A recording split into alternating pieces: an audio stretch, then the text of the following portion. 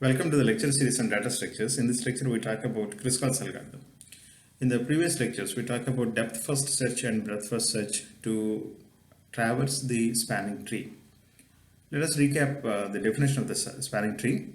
Given a graph, if you can find a tree which is a connected graph and has no cycles, then which contains all the vertices of the graph, then it becomes a spanning tree.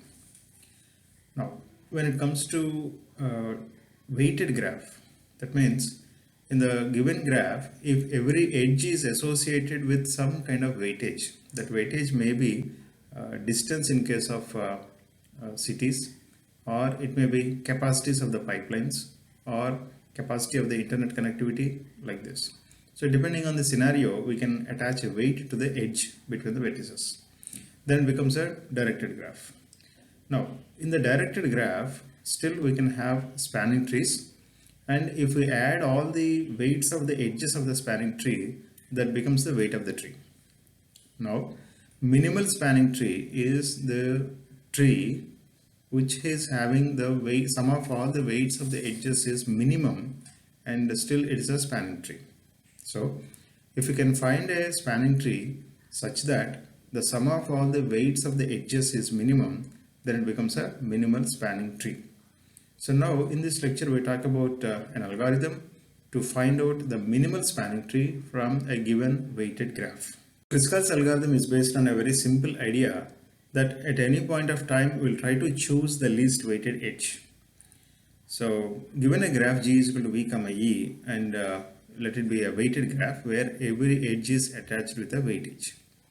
Then to find the spanning tree, let us start with a tree T is equal to null, and initially sort all the edges, weights of the edges of the given graph in the increasing order, and add the least weighted edge to the tree. Then remove the edge from the graph and again sort all the edges of the graph. Pick up the edge with the smallest weight and add it to the tree, and we have to verify this at any point of time that adding of the edge should not create a cycle. So one by one, take up the least weighted edge from the graph and add it to the tree. While adding to the tree, we need to check whether it is forming a cycle or not. If it is forming a cycle, we ignore it. So this process will be continued until all the vertices are accompanied in the tree. So we need to repeat this process until a tree is constructed, a spanning tree is constructed from the given graph. We see an example here. The given graph consists of several edges with different weightages. To start with, if we want to select the least weighted edge, we have four choices. One is having AC, BD, EG, and HJ, of course, EL also. So five edges are having least weight as 1. Now we can choose any one of them randomly, no issue with that. So if I choose AC as the first edge, then of the remaining edges, still again I have to choose the least. So obviously one among the edges with having weightage 1 will be selected again. So again I'll select BD, and then I select EL, and then I select EG, and then I select HI. Again, there is no speciality in the order in which you have picked up the edges of the degree 1. We can pick them up in any order. In the next step, the remaining edges can be picked up. Now, once edges of weight 1 are all added, and again at every step we need to check whether it is addition of that edge is creating a cycle or not.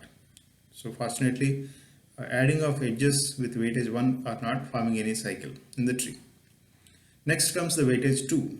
2 is present at different locations. AC is the edge having weightage 2, minimum 2. So if I add AC, it is not going to create a cycle. Then one more edge is there with the GH. If I add GH again with the existing edges, is not going to create a cycle. And HI is again having weightage 2. If I add that edge, it's not going to create a cycle.